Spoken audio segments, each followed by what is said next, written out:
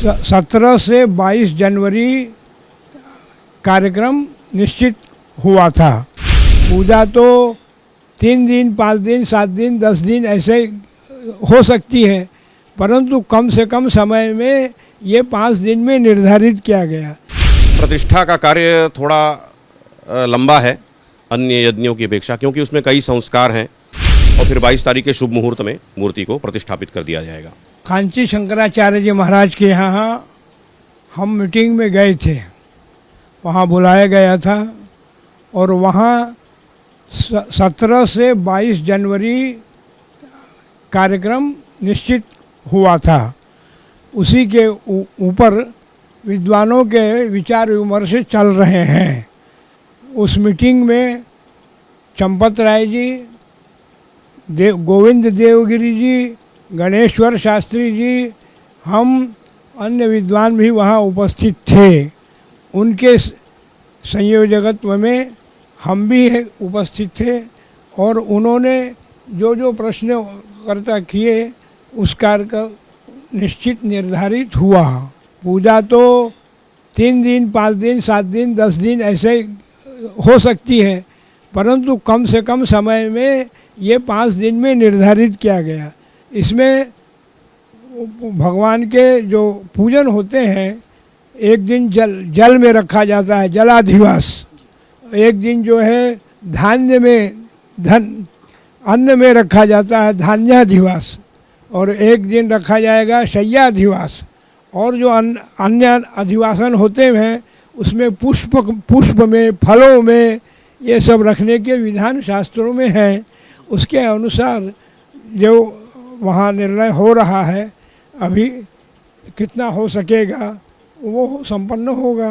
पूजा तो 12-12 घंटे चलेगी, 14 घंटे चलेगी, रात को भी चलेगी, कारण हवन भी होना है, पूजन भी होना है, सब कार्य होने हैं, उतने दिन के अंदर सब करने हैं।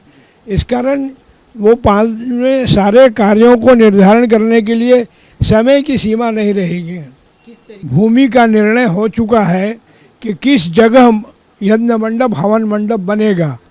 वो हवन कुंड मंडप में 9 कुंड बनेंगे और 9 कुंडों में सभी विद्वान लोग बैठ के वहाँ हवन पूजन आदि वहाँ करेंगे। और मंदिर में सब मूर्ति का संस्कार मंदिर में होगा, मंदिर के अंदर।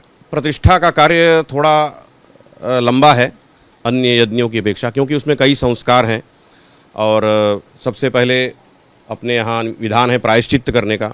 अभी कौन यजमान होगा अभी इसकी कोई वहाँ से कोई खबर नहीं है, तो ये उनका निर्णय होगा।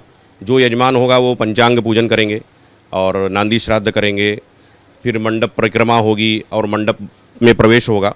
मंडप में जो 4 कोनों में वास्तु क्षेत्रपाल योगिनी हैं उनका स्थापन पूजन, और इसमें विशेष रूप से हमारे यहाँ जो प्रधान देव हैं रामचंद्र, तो उनका भद्र बनेगा।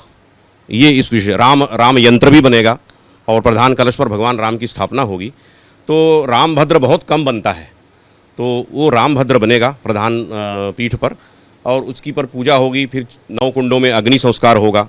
अग्नि भी अरणि मंथन द्वारा प्रकट की जाएगी, साधारण अग्नि नहीं होगी, वो जो यज्ञों में बतलाई गई है, जिसका शास्त्र विधान है।